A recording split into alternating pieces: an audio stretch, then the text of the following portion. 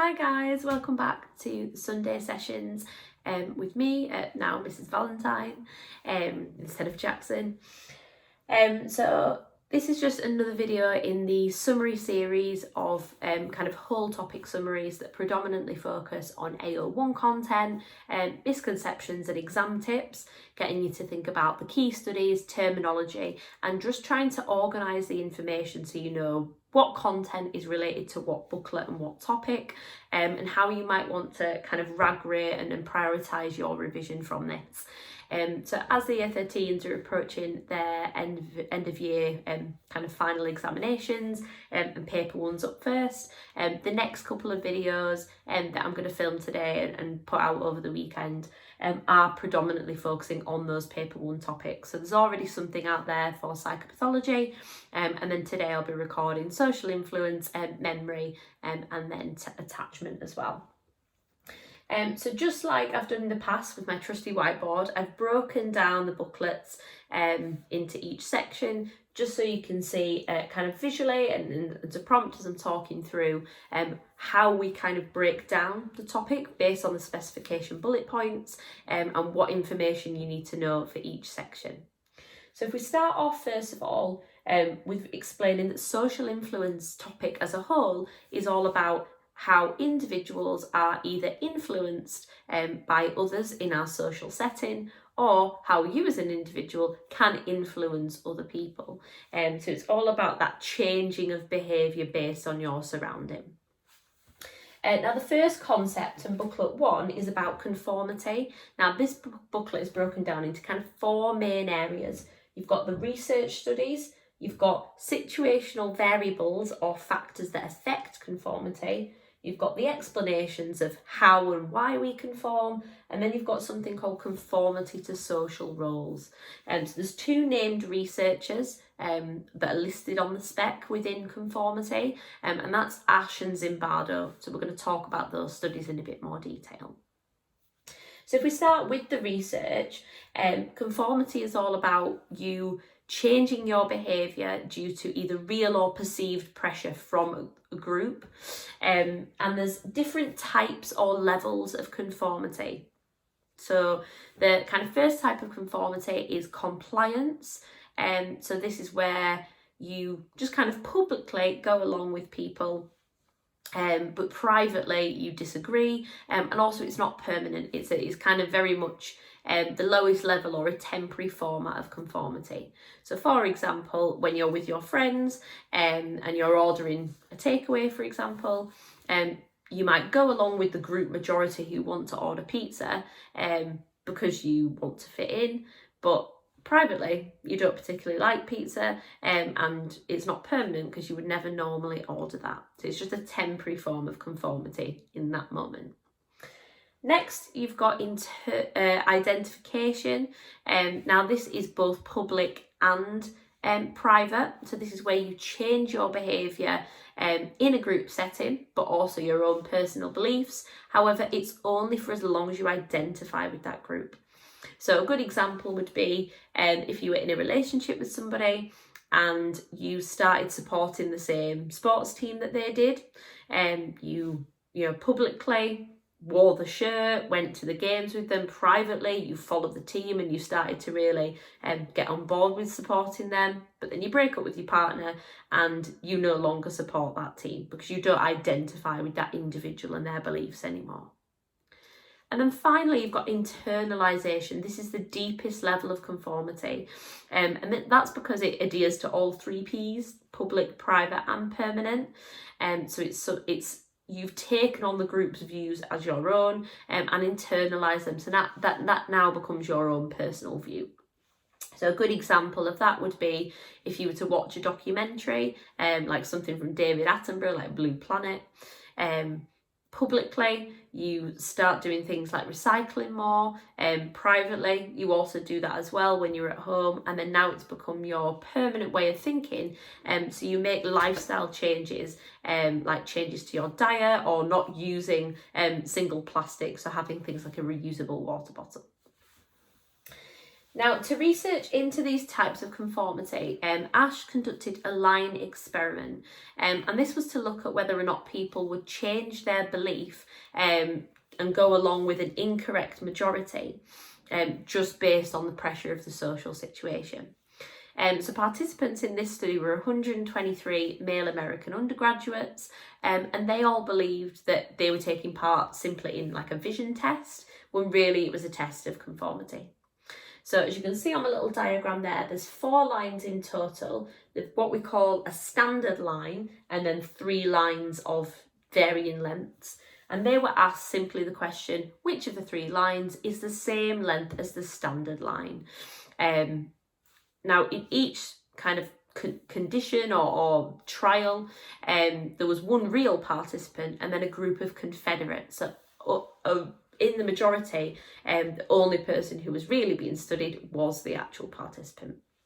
And again, they were unaware that they were the only real person. Now, each participant took part in 18 trials. So they had 18 variations of guessing lengths of lines. But in 12 of the 18 versions, the Confederates were instructed to give an obvious incorrect answer to see whether or not the participants would be likely to change their response. Now, the results found that 75% of participants, so 75% of the 123 people that took part, conformed at least once. On at least one of the 18 trials, they changed their answer. 32% conformed on every single trial. So on every critical trial, they went with the majority. And then 25%, so a quarter of participants, never conformed at all. So there were still some people who resisted that urge, and we're going to look at reasons for resistance later on. However, the majority of participants did change their answer in some way, shape or form. Now, you could also get asked a question about variations of Ash's research, and the question would be phrased as either situational variables or factors affecting conformity. And this is where Ash did a replication of his study, but he changed one particular factor to see what variables could either make people more or less likely to conform. So he did 3 variations, one called group size, task difficulty and unanimity. Now, in the unanimity variation, one of the Confederates was instructed to stand out from the crowd and give the correct answer, to see whether or not that would provide some social support for the participant. And it did. It was found that when at least one person gave the correct answer and broke that unanimous incorrect decision, the real participant felt more confident, felt less pressure from the group, and was likely to give their own answer. So conformity levels dropped from 75% conforming at least once to only 5.5%. So that had a significant reduction in conformity. In the difficulty of the task, how that was done is Ash made the lines a lot more similar in length. So it was actually physically harder to identify which the correct answer was. And in that variation, conformity levels actually increased because people were less confident with their responses and they lacked the knowledge, so conformity went up. And then in group size, they found that the conformity levels varied depending on the size of the group. So when the size of the group increased and there was more people in the majority, conformity went up because you felt almost outnumbered, and you were more likely to go along with the group because they felt more pressure. But when the group size was smaller and the majority had only a few people in it, conformity levels went down because there was less pressure and you felt maybe more comfortable sharing your opinion. If we then look at the reasons for this, this ties in nicely with the explanations for conformity. So you've got what we call the dual process dependency model, outlined by Dutch and Gerard. Now, their research names are not on the specification listed for this topic, so you couldn't get a question that would directly ask you about their research or use their name in the question. However, they are on every mark scheme, and the theory of the dual process model is listed, so I would kind of expect students to be familiar with who these people are. Now, the dual process dependency model explains two of the three types of conformity that I mentioned. So it helps explain compliance, which is just public conformity, and it helps explain internalisation, which is public, private and permanent, but it kind of fails to recognise identification, and that is one of the evaluation points for this study, is that it doesn't take into consideration all types of conformity, so it isn't maybe a complete explanation. So if we look first of all at the explanation for compliance, and that is referred to as normative social influence, so kind of NSI. Now, normative social influence is based on the need to be liked. So this is the belief that people conform because they want to gain approval from the group and avoid disapproval. That's because the group has the ability to include or exclude you, and we want to feel part of that group. So we do things to help us fit in with the majority and agree with them publicly, so that in that moment we feel included, but then privately we might have our own beliefs, and obviously this is not permanent. Informational social influence, however, is the idea that we conform based on the need to be right. So this is when the group often has the knowledge that you as an individual might lack. So if you're not confident in your response, or you don't have the relevant knowledge, you look to the group for guidance, and you take on the group's views as your own and internalise those beliefs, so that you can get the knowledge needed to feel correct and to be right. So again, this explains internalisation, but not so much that identification. And again, there is a separate set of evaluations for that. So just in terms of which parts have their own IECs and which don't, you could be asked short answer questions on the three types of conformity, so compliance, identification, internalisation. But that would purely be AO1 or AO2 style questions. There's not any set evaluation points for that part of the spec. However, there is a set of evaluations linked to ASH's studies. There is a set of evaluations linked to the variations of ASH and the variables. And there is a set of evaluations linked to the explanations. So there's quite a lot of different evaluation points for booklet 1. That's why it's quite a big booklet. But you'll notice that particularly the methodological evaluation points, or points, for example, to do with ethics, are very similar. Evaluation points about gender or culture bias can be applied when talking about ASH's original study, but also when linking to the variations of ASH. So rather than looking at the number of evaluation points, try pick out the key ones that you could apply to both to minimise the amount that you're having to revise. And then lastly, for conformity, you've got conformity to social roles. Now, this is about you going along with the majority because you're trying to live up to the expectation of the social role you've been given in society.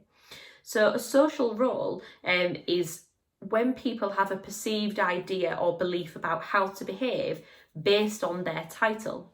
So, for example, the social role of being a parent, there is a certain way that people would stereotype or associate parents, and therefore there are certain behaviours or ways of acting that people would think is appropriate. So, for example, a parent is loving and caring. If you are a doctor, that has a social role of someone who is intelligent, who is professional, who is nurturing. If you are a teacher, there's a certain social role or expectation of society in terms of how you should behave and portray yourself. So a researcher called Zimbardo wanted to see if people would live up to social roles that have been assigned to them and conform and change their behaviour to meet those expectations. And that comes with his very famous Stanford Prison Experiment. So to familiarise ourselves with this is a study where participants volunteered for what they, again, thought was a kind of prison experience, getting to know what it's like to be in a prison. However, this study had significant ethical implications and was stopped a lot earlier than it was intended, as we can imagine for the obvious guidelines that it breaks. One being that when the young people that were accepted onto the research, They were randomly assigned to either the role of a prisoner or a guard. Now, there were 24 males in total who'd all been psychologically screened before to make sure they had no experience of prisons prior, so they couldn't have a criminal background, because that would affect how they acted in the role, and to make sure they were psychologically stable and healthy, because obviously it's quite an intense study. And when they were randomly allocated, the prisoners were actually arrested at their homes, strip searched, given a number, very much kind of dehumanised and given that experience of what it would be like to be treated like a criminal and presented with this prisoner status. Whereas the guards had a very different experience. They had a uniform which de-individuated them with the use of sunglasses, a badge, weapons, to again really get them into that role of feeling like they had this authority and power. Now, what they found is that over time, the guards abused that role and conformed to their social role of being a prison guard, and often used a lot of brutality towards the prisoners, hence why the study was stopped. But that really shows about how when given a certain role, it's not just about conforming to the majority, people can also conform to what society expects of them. So that's conformity. The other kind of main or chunky part of this spec is obedience. Now, this is another form of social influence in which you are influenced by others, but this time it's about listening or obeying the orders of somebody you perceive to have authority over you. Now, we live very much in a hierarchical society, and obedience is common and often is important. It's important that we obey the orders of doctors, when they're giving us medical advice that's going to help us get better. Obedience is important in a school setting to make sure that people are safe and have the ability to learn by taking the advice of their teachers, and kind of following the school rules and policies. But often obedience can also lead to destructive behaviours. So one of the key things that this topic aims to do is to explain that destructive obedience. And that comes along with research from Milgram. So this is your key research study, and the name that you need to know for this topic is good old Stanley Milgram. So in Milgram's electric shock experiment, this is where, again, he had 44 male participants at Yale University. They thought that they were taking part in an experiment on punishment and learning, but really it was about obedience to authority. So again, they were assigned the role of either the teacher or the learner. However, it was always rigged. They thought it was random, but the real participant was always the teacher, and a confederate was always the learner. Now, what participants had to do is to read out a list of word pairs, and every time the learner, so the confederate, got the answer wrong, they were asked to administer the punishment of an electric shock. Now, they started off quite harmless and went up in increments of 15 volts all the way to a 450 voltage, which would be kind of like maximum, potentially life-threatening, dangerous shock. And they were in an adjoining room, so they couldn't see the person that they were shocking, but they could hear them through the wall. Now, 100% of participants went up to 300 volts, purely because they were being instructed to by the experimenter. So the experimenter was Milgram himself, wearing a white lab coat, so dressed very much in that legitimate authority, and he used what we call special prods. So he would encourage participants to keep going and keep shocking, saying things like, please continue. The experiment requires you to continue. You have no other choice but to continue. And so these prods increase with severity to try and encourage them to keep going. Hence why there's ethical issues about, whether or not they actually had the right to withdraw. But that use of the prods kind of forced a lot of the participants to go into that obedient state and to carry on doing what they potentially knew or might have not realised was harmful, because the participants thought that the shocks were real. So the results were quite shocking in the sense, pardon the pun, quite shocking in the sense that they possibly could have been physically harming somebody, but yet kept going just because they were asked to by somebody who perceived to have authority over them in that setting. So 100% went up all the way to 300 volts, and 65 people kept going until the maximum shock. Now, after 300 volts, the Confederate was instructed to go silent. So up until that point, he might have been banging on the wall, asking, please stop. But then after a certain point, he just went silent, and they were told, if they don't respond, you need to treat that as a non-response and keep going. So the results there were very significant in the extent to which people would go when being told by an authority figure. Now, similar to Ash, there are some variations of Milgram or some studies that show the factors that would affect obedience, with looking at some situational variables. So for obedience, your variables are proximity, location and uniform. So proximity is referring either to the proximity of the learner and the teacher. So how close is the individual to the person that they are shocking, and whether or not they can physically see the consequences of their answers or of their actions. But also the proximity between the individual, so the teacher, and the person giving them the orders. So how far away are you from the legitimate authority figure?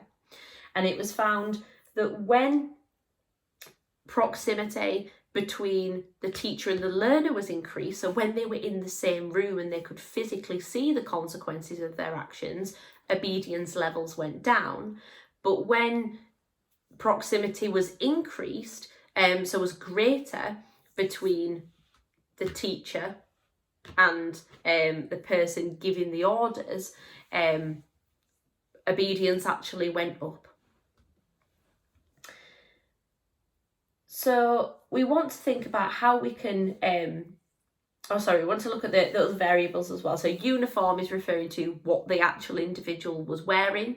So whether the experimenter had a white lab coat on, so looked like a legitimate authority figure, or if they were just in regular clothes. Again, the presence of a uniform increased obedience. The reduction of a uniform decreased it. And then you've also got location. So Milgram did a famous Bridgeport variation where he did the same experiment but in a rundown kind of derelict office building in Connecticut rather than the prestigious Yale University, and the reduction of that legitimate environment meant that obedience levels went right down. Bit of a misconception there, I even did it myself. People often muddle those terms conformity and obedience because it's all social influence. But remember, conformity is about being influenced by other people and going along with a majority. Obedience is about following orders specifically. So make sure you don't muddle those two terms up with each other. And then explanations, that is linking to what you've done most recently in the assessment, which is looking at situational explanations of, well, why do we actually obey people? But then also looking at what we call dispositional explanations. So the situational explanations are things to do with the environment and the presence of other people that would cause you to obey. The key thing for explanations is to use that phrase. Because of this factor, individuals are more likely to obey, or they're less likely to obey. You need to make sure, if it's a question about why people obey, you link it back to obedience. Sounds really obvious, but it's an easy sentence or phrase to miss. But without that phrase, you're not directly answering the question.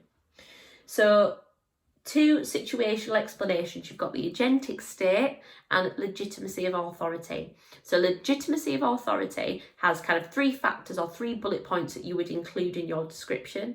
First of all, you would refer to the society being hierarchical, and therefore a legitimate authority is somebody with a higher status than you, or somebody who asserts their status within society. you would talk about how the presence of a uniform can be a visual representation of their social power, and there's also needs to be legitimacy of the setting. So if that person has authority in the setting that you are in, they are considered a legitimate authority figure. And they're the three ways to identify that individual, and by them giving you the orders, you feel that they are responsible for your actions, and you're more likely to obey them.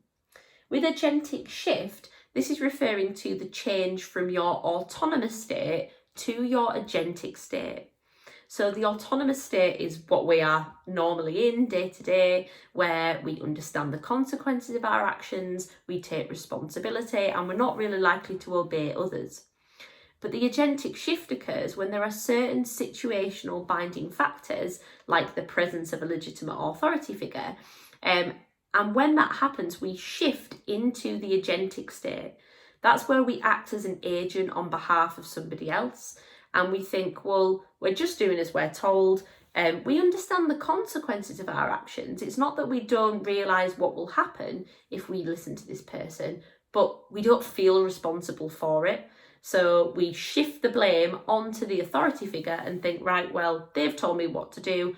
I'm going to do as I'm told, and if anything goes wrong, it's not my fault, it's theirs. So a really good example of that is using the case of Adolf Eichmann. So he was one of Hitler's kind of right-hand men in the Final Solution. And when he was asked about the role that he played in the extermination of lots of Jewish people during the Holocaust, his kind of response was, I was just doing my job, demonstrating that he had entered that agentic shift, acting as an agent on behalf of Adolf Hitler, and that whilst he knew the consequences of his actions, he didn't feel responsible for them. So he's likely to display what we call destructive obedience, which is when we do something dangerous, negative, or out of character, even though we know it's going to have a negative impact on the people. We do it anyway because we've been told to. Alternatively, we've got the dispositional explanations for obedience, and this is referring to authoritarian personality, and that's Adorno's research and the use of the F scale. So this is about internal factors and personality traits that, despite the situation, would make us likely to obey authority. Now, these personality traits are derived often from a rigid, strict upbringing, and parents that have got very traditional values. This is somebody who is likely to have a lot of respect for individuals in authority and look down on people of a lower perceived status than them. You might have quite prejudiced or traditional views. Now, Adorno measured this using the F scale. So he did a study that looked at the correlation between your score on the F scale, which was a measure of authoritarian personality, and your likelihood to obey somebody, and found that those with a high score on the F scale displayed the traits of authoritarian personality and were also more likely to display potentially prejudiced or negative views. So that again links in with that destructive obedience. So that again is kind of booklet 2 at a glance for obedience. You can see the first 2 booklets follow that same structure of you could be asked about definitions, research, variations and explanations. And there's a different set of evaluation points for each one, but similarly to conformity, if you're talking about Milgram study or the variations, there is a lot of similar evaluation points that you can use as a crossover. So I would, when revising, look at the evaluations present for both sections and think which are the points that apply to both to minimise the amount that you're having to revise. And then lastly, we've got the 2 smaller parts of the spec that are about resistance and minority influence. So the first 2 booklets of conformity and obedience are telling us what these social influence behaviours are and explaining how and why we do them. Whereas resistance is the opposite. It's saying, okay, if that's why we do it, why does some people not do it? What are the reasons that we wouldn't obey or that we maybe wouldn't conform to the majority or an authority figure? So within resistance, you've just got two main explanations. You've got social support, which is a situational explanation. So again, this is to do with the environment and to do with the influence of other people that give us the confidence to resist. Whereas locus of control is a dispositional factor, and that's about personality traits and internal factors that would make you more or less likely. Now, that phrase resistance is all about stopping the urge or resisting that pressure to give in to social influence. So it's explaining, why do we not conform or not obey? So for social support, this is about the presence of an ally, having somebody else that gives you confidence in your answer or confidence in your behaviour and makes you more likely to do your own thing and ignore what the authority figure or the majority is telling you to do. Now, you can talk about this in two different contexts or two different examples. So in the context of conformity, social support is when we have what we call a dissenter. So an ally that gives you confidence in your response and your beliefs and makes you less likely to go along with the majority. So you can use the example here of Ash's unanimity variation, that when that unanimous decision was broken by the presence of somebody speaking out and giving a correct answer, conformity levels dropped significantly and resistance levels went up. So not that many people conformed because the presence of an ally, somebody to give you that confidence, meant that you weren't likely to do it. In the context of obedience, when talking about social support, it's the same idea, that there is somebody acting as an ally for you, except this time you refer to them as a disobedient peer. Because this disobedient peer goes against the legitimate authority figure and refuses to follow their orders, and by doing that it shows that you have the ability to do that as well. So you're less likely to obey and more likely to resist. Alternatively, locus of control, which is the internal factor, this is measured on a questionnaire, so Rotter's locus of control questionnaire, which is a self-report technique. And this categorises people into either internal or external. Now, this questionnaire is based on your opinions and your belief about how much control you think you have over your life and behaviour. So somebody with an internal locus of control would strongly believe that they have the power to do what they want, to make decisions, and that anything that happens to them is because of their actions. So for example, if you failed an assessment, they would take ownership of that and believe the reason that I didn't pass is because I wasn't well prepared, I didn't revise enough. They'd think about the internal reasons and factors and they would take responsibility for that. Whereas somebody with an external locus of control is more likely to believe in things like luck or fate, and say that it's down to external forces in the environment, and therefore that they don't have a lot of control over their actions. So in that same example, somebody with an external locus of control, if they failed an assessment, they would blame the teacher, they would say it was a bad day, and come up with lots of excuses or reasons why that thing happened that was beyond their control.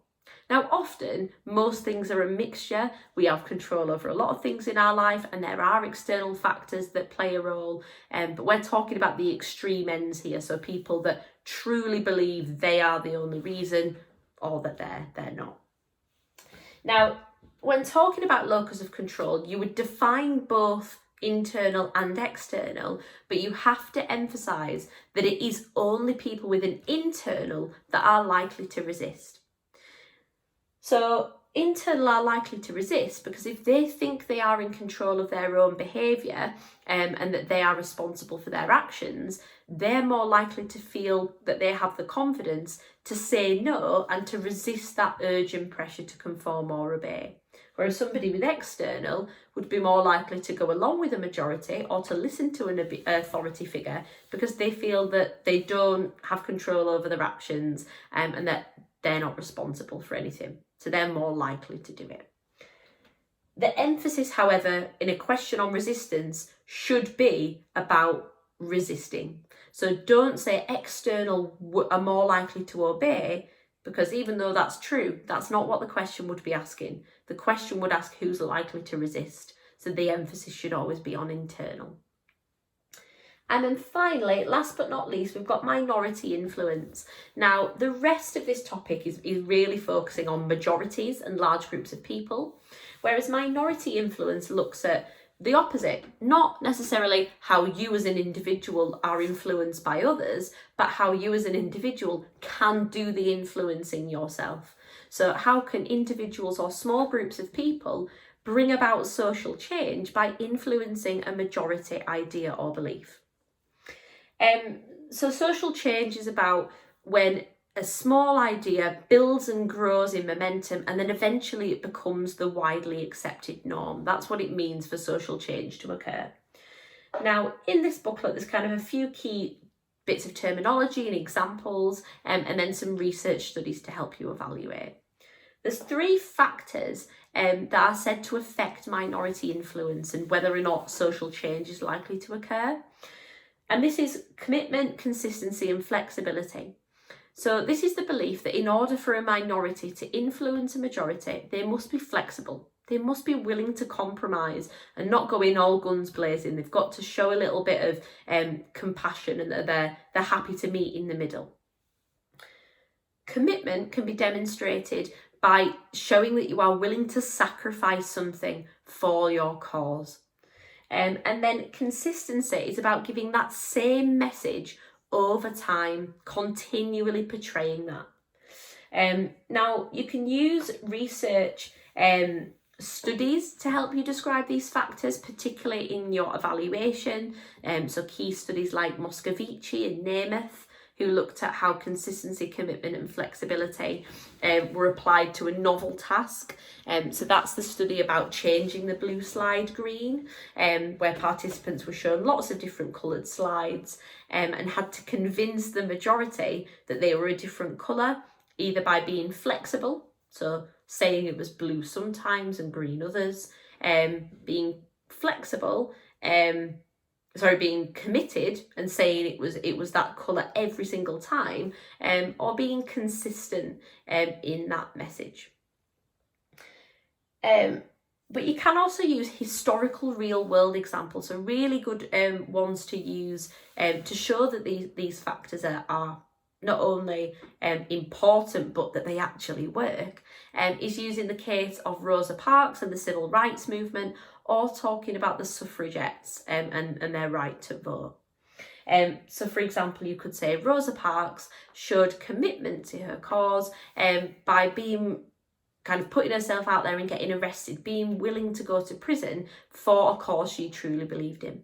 She was consistent in her views because she boycotted the bus for well over a year. So for hundreds of days in a row, it was a continual, consistent process. But she was flexible in that she would only use peaceful protest and wasn't willing to use any source of violence to get her point across. Now, all 3 of these factors, consistency, commitment and flexibility, help build what we call the snowball effect. Now, the snowball effect is when an idea builds and gains momentum, so a little bit like a snowball. When you add snow to it, it gets bigger and bigger, and then eventually that small idea becomes the majority view, and that's when social change has occurred. Now, as a result of social change, you can talk about what we call social crypto amnesia, and that's a belief that an idea is now so embedded in society and it's become the norm so much that we forget where the original idea originated from. So for example, the concept of recycling. It was a minority idea once. Through consistency, commitment and flexibility, it became a majority view via the snowball effect. And now it's so popular and so ingrained in our culture that we can't really remember who and when the first person was to use this belief or term of recycling, and now it's just something that happens. So I know that's a little bit longer than many of the overview videos, but hopefully I've given you a little bit more in-depth in the lead up to the exams there of what should be included in each of the sections, along with some kind of exam hints and tips along the way. So make sure you're using these videos as a base to kind of check your knowledge. And then from that, at this point, it should be test, past papers, flashcards, just really practicing and ingraining that knowledge, and doing as many past exam questions as you can. So I hope you found that useful. Tune in to the next video that I'll upload, which will be memory, and good luck year 13. And for any year 12s watching this, hopefully that gives you an insight into topics that you've got to look forward to later in the year. Thank you.